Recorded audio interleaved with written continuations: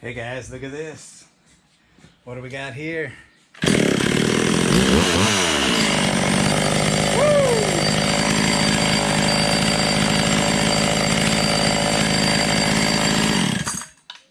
And she runs. Now I got oil all over my little list here. But yeah, she runs, she runs.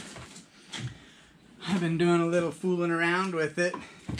It's still not perfect, but at least I got it to where it runs. Yeah, look at that. It runs.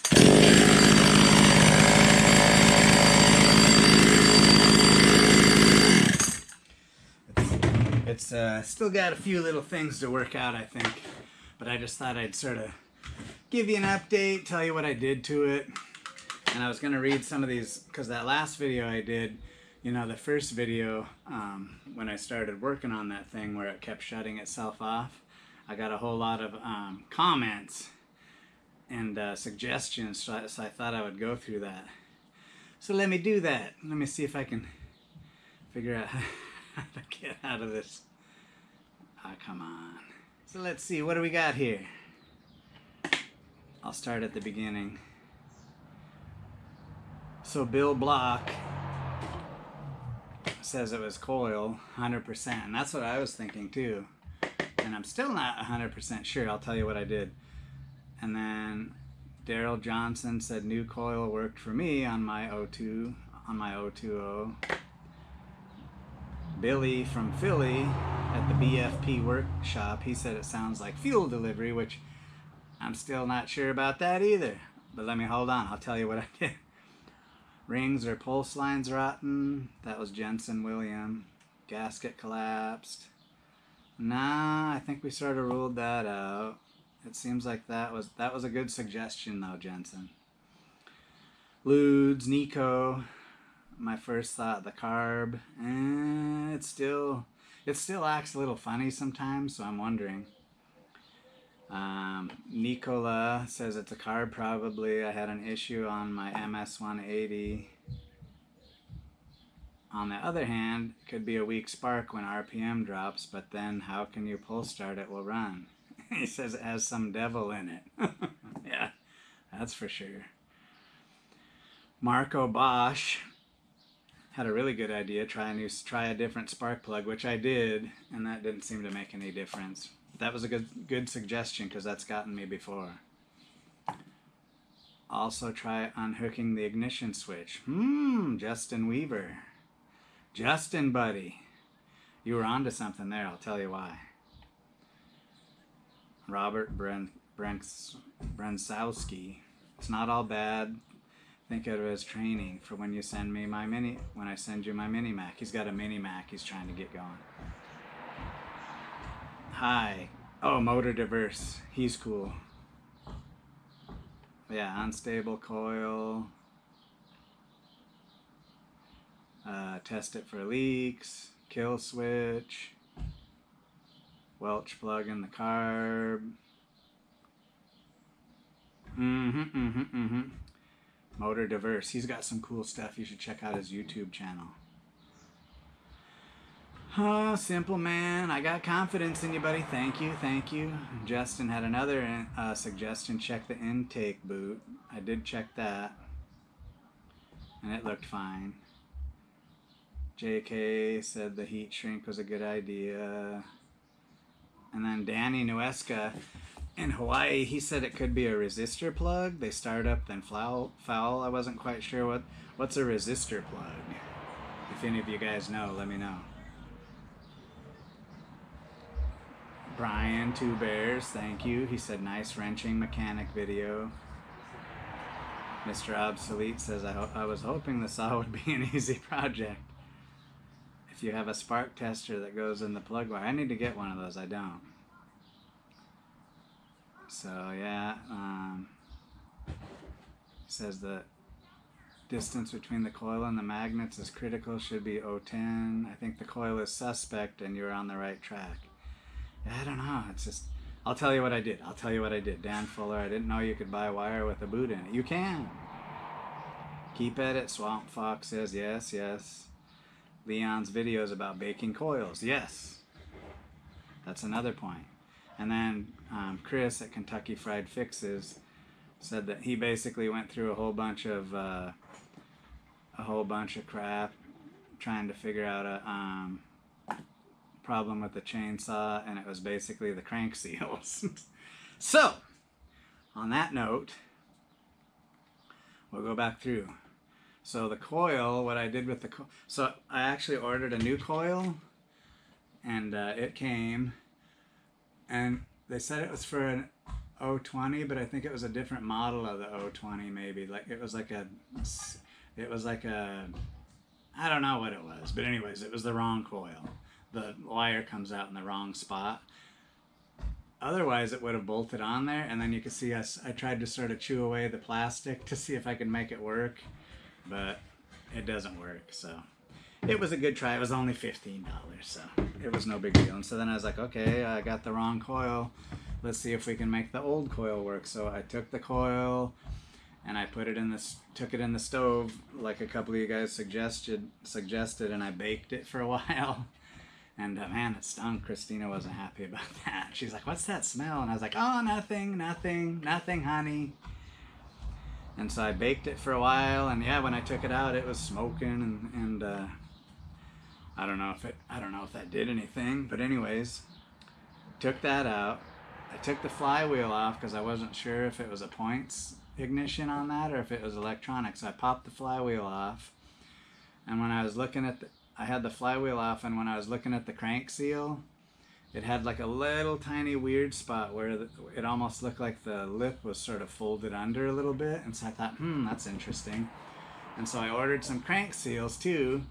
And so I put in the crank seal on the one side, on the flywheel side. I got that changed out. Put the coil back in it. And then somebody else suggested check out a couple guys, like I read to you, suggested checking out the kill switch, and so I did that, and it was all gunked up and full of gunk, and it's got like this little, it's got a little piece of a little contact that sticks up, and then when you slide the switch forward, it touches it and grounds it out. And actually that little contact was like, because it sits in this rubber, it was actually sort of sticking up a little too high. And I noticed when it was running, if you even just touch the kill switch, it would kill the saw. So that little contact was sticking up too high, so I pushed it back down where it needed to go, and now the switch seems to be more stable. But long story short, I got the thing, so I started it up, and I'll be goddamned if the thing it started running. And it seemed to be pretty stable, and that's the bad thing about changing more than one thing at a time, is you don't really know like what you did exactly. So basically what I did is I baked the coil, I put a crank seal in on the one side, and I fixed the kill switch to where it didn't make contact unless you killed it. And so that's where we're at now, and it runs, but it's not very consistent. Like one time you'll start it up and it'll idle, and then the next time you start it up and it wants to rev up really high. And so what I'm wondering, I'll put the GoPro on my head. And so what I would like to do, I think I need to put the crank seal on the other side too, but I can't figure out how to get the clutch off. So let me I'll put the GoPro on my head, and I'll take this off, and I'll show you how it runs and all that stuff. Here's the axe I did for art. Isn't that cool? That was cool. Oh yeah, I was gonna show you. What was I gonna show? Oh well, I got the stuff on the table here, and then I got the cranks. Here's the other crank seal. I got it from these guys, the Duke, off of eBay. They got lots of good stuff, and their shipping's fast too. And then what else was I gonna show you? Oh, I got this other little axe head. Look at this cute little guy. I want to make a little axe out of that.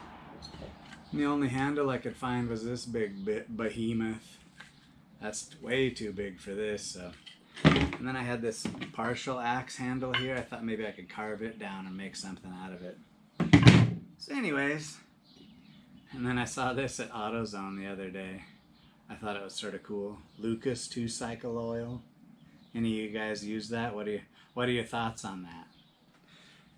And then this is that cylinder and carburetor I found at the salvage yard.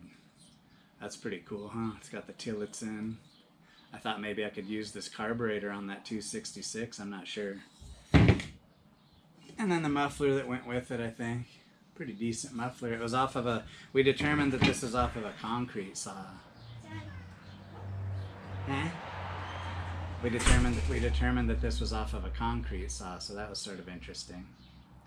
So anyways, that was my weird trinkets and stuff I got going on here. Oh, here's that other axe head, the Marbles. Or no, the Gambles. Gambles Expert. Maybe that's what I was... Oh, I was going to use this for that, maybe. We'll see if that works. Axe projects. Okay, anyways, let me strap that on my head and I'll show you how this thing runs. Okay, so I'll show you how this thing runs, guys. It's a little... It's weird. It's like sometimes it starts right up and then... Let's see what it does. Oh, yeah. See, seems to idle fine.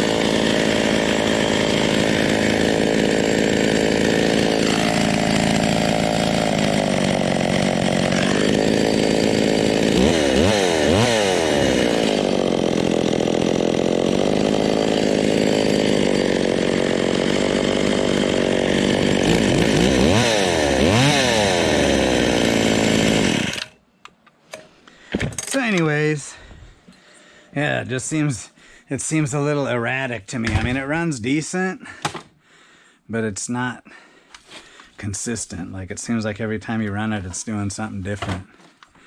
So I'm gonna say it probably needs a crank seal on this side too. So let me show you guys. I'd like to do it, but I can't figure out how to get the frickin' clutch off of this thing. Let me show you.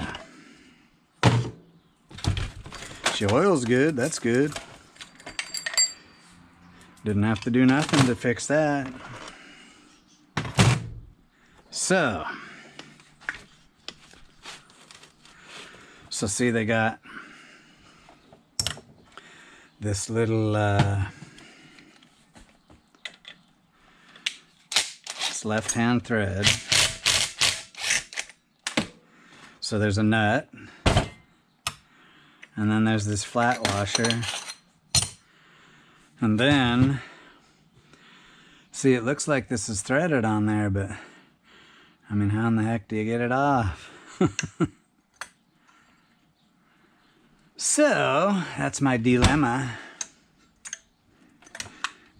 And you got to be careful too, by the way, when you turn a clutch backwards, which this one's, I guess I'd be turning it this way to loosen it because it's left-hand thread, but be careful when you're turning a clutch backwards because it'll catch the dogs in your starter and it'll break the frickin' dogs off the starter if you're trying to be stupid loosening it with the starter still on it. Ask me how I know. I've done it before. So anyways, So yeah, somehow I gotta figure out, and I watched one of Tin Man's videos and he made a special socket that he ground it down to where the little cogs fit in here and you hit it with your little impact. So I'm assuming this thing unthreads off of there. Cause yeah, it'd be nice because, I don't know if you guys can see in there, but the sprocket's worn pretty badly on it too. So it'd be nice to put a new sprocket on it. So if you guys have any tricks to getting these clutches off, let me know. Otherwise, I'll figure it out. So that's where we're at with Mr. Obsolete's 020. Oh, see, here it is. See, now it's being a pain in the butt.